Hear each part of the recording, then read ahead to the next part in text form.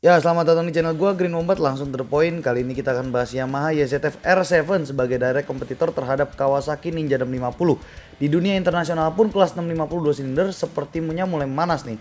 Terlebih dengan adanya Aprilia 660 yang sempat memberikan klaim bahwa mesinnya mampu mengikuti 600 cc 4 silinder pabrikan Jepang di sirkuit. Perbandingan yang signifikan antara Yamaha YZF R7 dengan Kawasaki Ninja 650 hanya ada pada derajat crankshaft, di mana Yamaha R7 memiliki firing order 270 derajat sementara Kawasaki Ninja 650 memiliki firing order 180 derajat.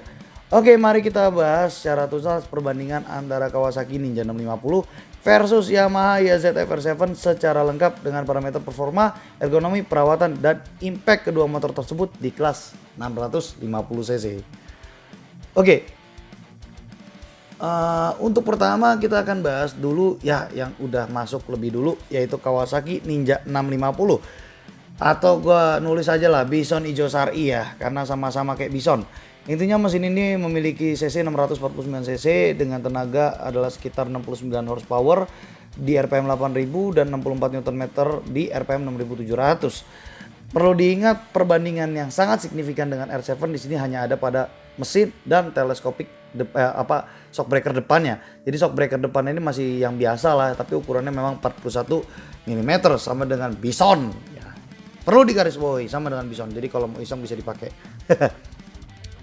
Oke, kita udah bahas soal Bison Ijo Sari. Sekarang kita masuk ke ini pendatang baru kita, Bison Biru Sari. Ini sumpah tulisannya nggak kelihatan. Ntar editor gue cubit pakai kaki gue. Ini Yamaha YZF R7 ya, dengan spesifikasi 71,9 horsepower atau 72 lah ya, dengan RPM 8750 dengan torsi 67 Nm di RPM 6500. Oke, dengan cc totalnya adalah 689 cc, jadi sedikit lebih besar dan dia sudah upside down dengan diameternya adalah 41 mm. Jadi gak begitu jauh sebenarnya secara spesifikasi lengkap datanya sih begitu gitu. Ini bayangannya mana? Oh, ada tulisannya. Oke, itu adalah bayangannya. Oke, lanjut. Jadi mending beli yang motor yang mana nih? Wih, Aprilianya senyum. Ada muka yang ngeselin pula. Oke, lanjut ke performa.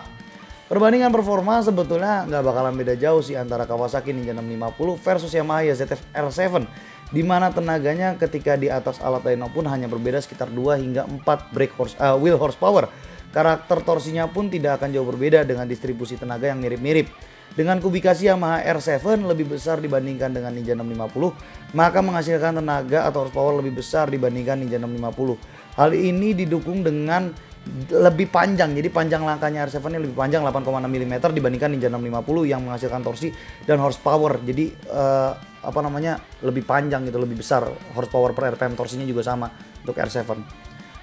Oke, untuk masuk ergonomi sendiri, secara ergonomi Yamaha YZF R7 sendiri tidak akan berbeda jauh dengan Ninja 650, terutama memang mereka basicnya sama-sama di motor nakednya ya. R7 berbasis di MT-07 dan dan Ninja 650 berdasarkan Z650. Cuma bedanya di sini R7 pakai telescopic upside down yang sudah jelas akan lebih rigid di tikungan. Cuman kalau buat harian memang lebih enak pakai yang biasa aja kayak si Ninja 650. Kalau soal position riding dan lain sebagainya dari bentukan segala macam ini sebetulnya hampir sama. Jadi nggak akan beda jauh gitu loh. Feel-nya beda-beda tipis. Ergonomi. Masuk ke perawatan. Secara general kedua motor tersebut tidak memiliki perbandingan yang cukup signifikan dalam perawatan ya, intinya itu. Hanya saja Yamaha yang tetap menggunakan diasil silinder dan offset silinder pada Yamaha YZF R7 yang artinya akan menjadikan mesin Yamaha YZF R7 sendiri lebih banyak memiliki penguapan oli. Jadi olinya harus lebih sering dicek dibandingkan Ninja 650. Jadi sisanya sih sama aja ya, sama-sama downdraft dan lain sebagainya. Secara general perawatan sama. Oke, masuk ke resume. Ya bisa baca sendiri ya. Sebetulnya pada video kali ini tidak begitu penting karena Yamaha cenderung goreng MT-07 yang nggak masuk akal, harganya lebih mahal daripada Z900.